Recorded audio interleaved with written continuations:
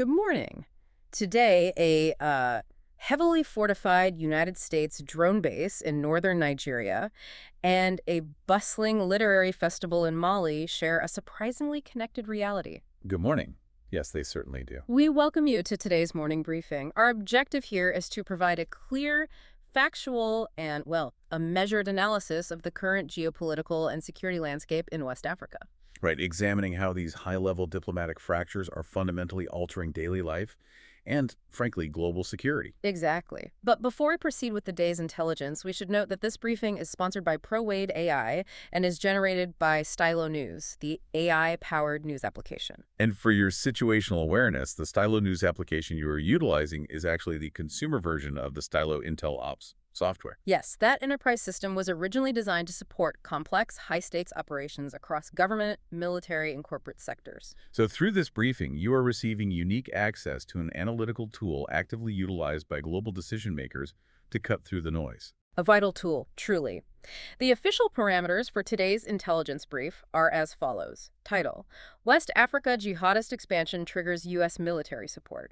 Region: West Africa. Date of record: 1 April 2026. Our mission today is to impartially examine the security, diplomatic, and socioeconomic events that have transpired across West Africa over the past 2 weeks. We will evaluate the facts without sensation, identifying the courses of action being executed by national governments and international bodies. And to grasp the gravity of the current landscape, we really must first look at the hard data regarding regional security. Right. The metrics from the past year indicate a profound and troubling shift in the global concentration of organized violence. The data presents a stark reality. According to the newly released 2026 Global Terrorism Index, while Pakistan has taken the #1 spot globally due to a sharp, localized increase in incidents, the Sahel region of Africa remains the world's deadliest terrorism epicenter. That is a critical distinction. It is.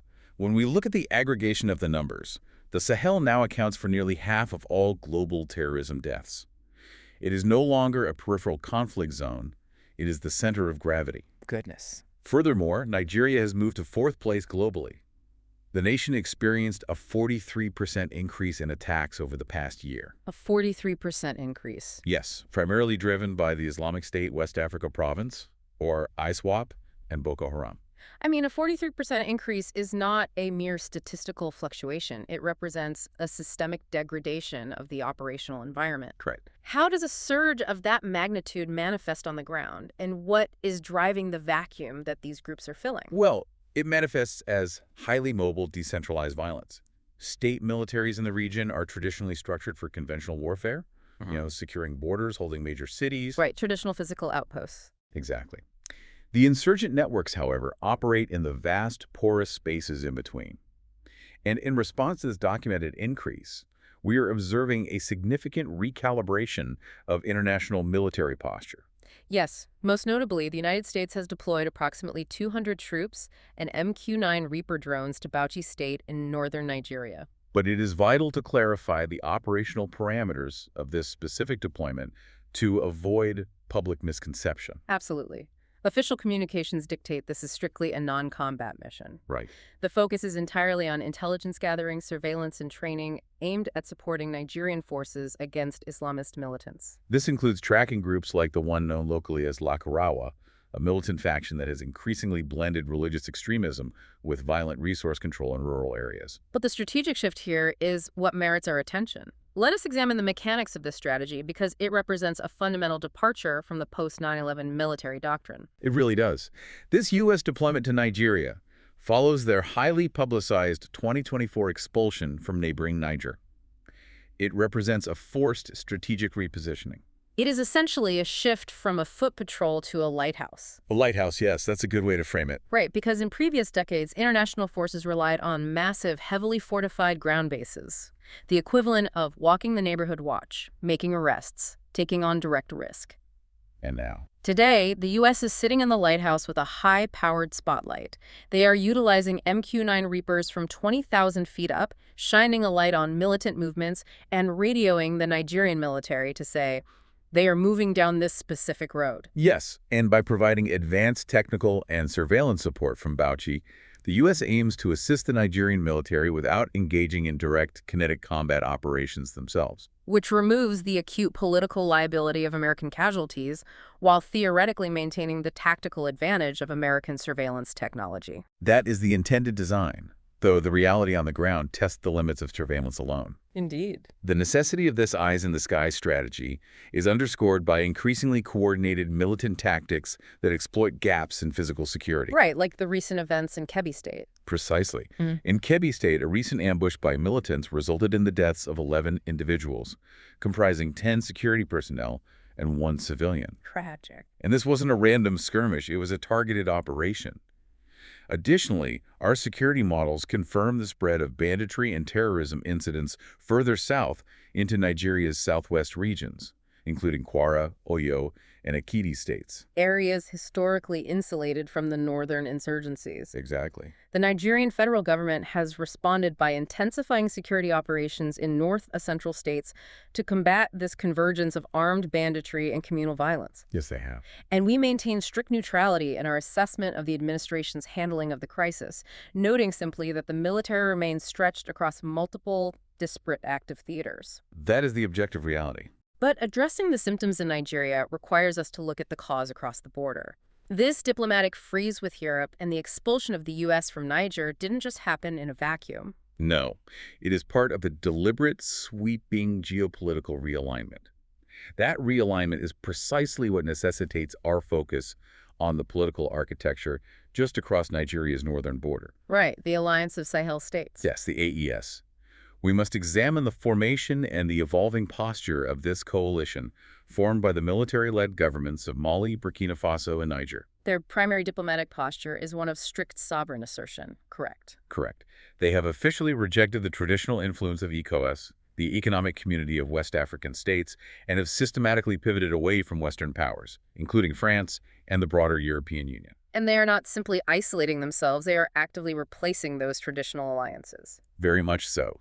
The AES has pursued and secured military and economic partnerships with Russia, Turkey, Iran, and North Korea. We need to understand the mechanism of these new partnerships. How do deals brokered with Moscow or Ankara function differently for these junta leaders than the historical agreements they held with Paris or Brussels? Well, the mechanism is entirely transactional and, importantly, devoid of domestic political conditions. When the European Union or the United States provides security assistance, it is almost always tethered to democratic benchmarks, human rights monitoring, and election timetables. Right, conditional aid. Exactly. The partnerships the AES is striking with nations like Russia, which are often facilitated through state-backed private military companies, operate on a completely different axis. They provide immediate kinetic regime survival support and weapons in exchange for lucrative resource concessions, such as gold and uranium mining rights. Yes. There are no lectures on constitutional order. Which inevitably generates profound diplomatic friction with the West. A primary example occurred recently when the European Parliament passed a resolution demanding the immediate and unconditional release of Niger's ousted president, Mohamed Bazoum. Who has been detained since the military coup in 2023. Yes. And the reaction from the AES was immediate, severe, and highly coordinated. The junta in Niger firmly condemned the European resolution, characterizing it not as international oversight, but as a grave interference in their internal affairs and a direct violation of their national sovereignty. The diplomatic strain is tangible and escalating. Germany, for example, has temporarily evacuated its embassy staff from Niamey, citing elevated risks of kidnappings and terrorist attacks amid the deteriorating diplomatic security umbrella. This presents a complex, perhaps intractable diplomatic paradigm. It certainly does. How do international bodies, such as the European Union or the United Nations, balance their institutional mandate to advocate for human rights, like the release of a detained, democratically elected leader, with the AES's absolute demand for sovereign self-determination? It is a difficult balance.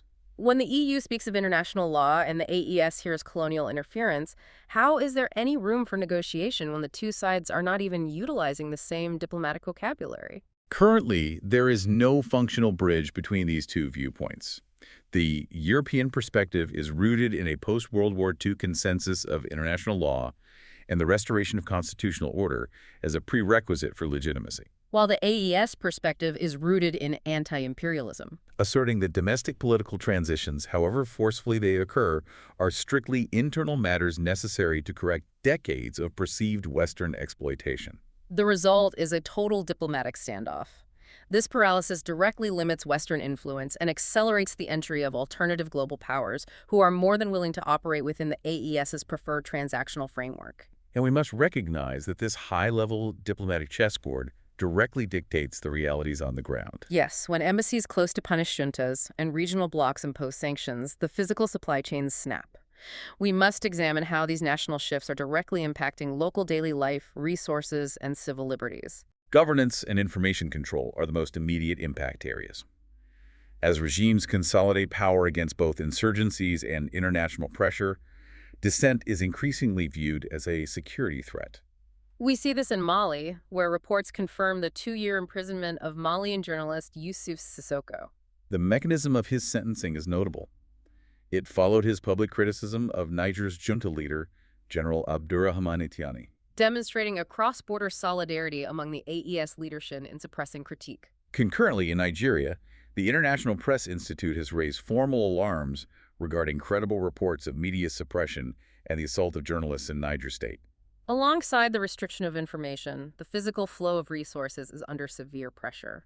Regional instability and border frictions are deeply affecting domestic trade. Yes, essential commerce. Such as the West African tomato markets, which rely on secure transit corridors between the North and the South, is experiencing profound disruption. A truck carrying perishable goods cannot navigate checkpoints governed by competing militant groups and sanctioned borders without passing those exorbitant risk costs onto the consumer. Furthermore, we must factor in the macroeconomic pressures radiating into the continent. Right. The recent 3-week blockade of the Strait of Hormuz in the Middle East has caused significant global energy price spikes. We must connect this to the regional reality. A spike in global energy prices creates a volatile boom and bust dynamic in Africa. It provides an immediate, massive revenue boost for major oil exporting nations like Nigeria, but it severely strains the economies of the import-dependent, landlocked Sahelian states. Exacerbating inflation on basic goods. And within that energy volatility, we are seeing major infrastructure plays. Algeria is strategically re-engaging with Niger, specifically reviving the $13 billion Trans-Saharan gas pipeline project. Why does a pipeline through the desert matter so much right now? Because whoever controls the flow of energy to a gas-starved Europe controls a tremendous amount of geopolitical leverage. Exactly. This is a calculated move by Algeria to challenge Morocco's competing coastal pipeline initiative, utilizing Niger's geography to solidify its own influence within the Sahel and position itself as Europe's indispensable energy partner. Despite these intense economic, diplomatic, and security pressures, the data points to remarkable stories of civil continuity. It is crucial for our analysis to recognize the resilience of the local populations. For instance, Bamako, the capital of Mali, recently hosted its 18th annual literary festival. That is remarkable. This event proceeded fully despite the surrounding security environment. It serves as a documented physical act of intellectual and cultural resistance to jihadist intimidation. Proving that civil society refuses to be entirely defined by the conflicts surrounding it. It is a profound duality that requires our careful analysis. We are reporting on a region that is simultaneously fortifying forward operating bases for drone warfare and hosting international literary festivals. In Nigeria, civil functions and national pride continue to operate with vigor. The federal government recently fulfilled its promises to the D Tigris women's national basketball team, awarding them housing and national honors following their 2025 AfroBasket victory. Additionally, African football teams across the region are actively preparing for World Cup qualifiers. The human element, the pursuit of excellence and culture, does not simply pause during a geopolitical crisis. Having laid out the tactical data, the political realignment, and the ground realities, our briefing must now synthesize how the public is digesting this reality. And map the courses of action decision-makers are likely to execute next. Monitoring public sentiment across these regions reveals a highly polarized, complex landscape. In the Sahel, aggregation of social channels and public discourse shows broad, robust support for the AES's anti-colonial narratives. There is genuine popular resonance with the assertion of sovereignty and the expulsion of former colonial powers. However, this nationalistic pride is simultaneously coupled with deep, localized anxiety over the unabated violence and the rising cost of living. In Nigeria, the sentiment is similarly bifurcated. On one hand, prominent civil society groups, such as the Arewa Consultative Forum in the north, have expressed intense public frustration. They are calling for a complete overhaul of the national security strategy, citing inadequate protection for rural farming communities against terrorist attacks. On the other hand, there remains a strong current of national pride and localized military successes against ISWAP, as well as the community resilience and cultural achievements we previously noted. We are also tracking a significant, highly pragmatic policy shift regarding migration, driven directly by these regional pressures. The European Union has moved to effectively externalize its border control. Rather than dealing with migrants arriving at the Mediterranean, the EU has recently signed comprehensive financial agreements with Nigeria and Ghana. The mechanism here is straightforward. The EU is providing substantial financial and security support to these West African nations in direct exchange for enhanced border enforcement and migrant repatriation at the source. They were paying transit countries to act as the border wall. Looking ahead, our intelligence models indicate several key developments you should monitor in the coming months. First, anticipate the continued expansion of the U.S.-Nigeria intelligence and drone operations. If militant activity in the Northwest continues its current trajectory, expect the footprint of American surveillance sharing to broaden significantly. Second, we are monitoring quiet back-channel diplomatic mediation being facilitated by the government of Togo. Togo is uniquely positioned as a relatively neutral party, acting as a discrete intermediary between the United States and the Sahel juntas. They are attempting to establish a pragmatic working relationship, perhaps focused strictly on counterterrorism intelligence sharing, despite the official diplomatic freezes and public rhetoric. Third, security analysts are closely watching the potential southward spread of jihadist groups, particularly the JNIM. For context, JNIM is the al-Qaeda-affiliated coalition that has essentially established itself as a shadow government in parts of Mali and Burkina Faso. The critical indicator to watch is their operational expansion from the landlocked Sahel into the wealthier coastal states, such as Benin and Togo, which would threaten major West African shipping ports. Finally, monitor the diplomatic and economic relationship between Niger and Algeria. If their collaboration on the Trans-Saharan gas pipeline moves from planning to physical construction, it will significantly deepen their bilateral ties. This would fundamentally shift the economic balance of power within the AES and alter North Africa's leverage over European energy markets. These interconnected events, from drone deployments to pipeline politics, will dictate the regional stability of West Africa through the remainder of 2026. This concludes the formal intelligence brief. Yes. Ew. Okay, taking the anchor tie off for a second here. Oh, absolutely. It is nice to just talk normally now. We really hope that deep dive gave you a clear, balanced picture of what is actually happening over in West Africa right now. It is, well, it's a massive amount of information to process, but it is so important to see how all these moving parts, the pipelines, the drones, the literary festivals, how they actually connect to each other. It really is. The shift from just reading isolated, alarming news alerts to actually seeing the whole board. I mean, the diplomacy, the security mechanisms, the macroeconomics, it completely changes your understanding of the situation. You start to see the why behind the headlines. Absolutely. And listen, we want to formally conclude today's deep dive by telling you a bit more about the platform that makes this level of analysis possible. Stylo News isn't just a sponsor who puts their name on the show. It's a mobile and desktop app that you can actually download yourself. Right. You do not need to be a government intelligence analyst to use it. You can customize the app to generate your own personal intelligence-style briefs on whatever topics matter to you.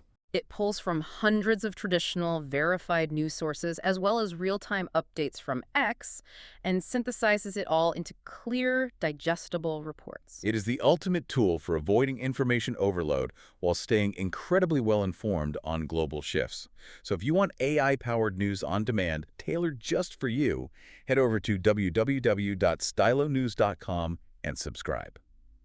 We want to genuinely thank you for joining us today. We know your time is incredibly valuable, and we appreciate you spending it diving deep into these complex issues with us. We'd also love to hear what you want us to unpack next. Reach out, request topics for future deep dives, and be sure to follow Stylo News on your favorite social media platforms. We covered a lot of ground today, from the AES asserting its sovereignty through Russian partnerships to the U.S. pivoting to drone surveillance in Nigeria. Yeah, and before we go, I want to leave you with one final thought to mull over. We spent some time unpacking that lighthouse strategy, the U.S. using drones instead of ground troops to mitigate risk. If advanced AI and remote drone surveillance allow global superpowers to monitor and target threats without ever putting boots on the ground, will physical international military bases eventually become obsolete? Wow, that is a big question. And if they do, how will that fundamentally change the way developing nations negotiate their sovereignty, their security, and their economic leverage with the rest of the world? It's a fascinating question, and one that will likely redefine the next decade of diplomacy.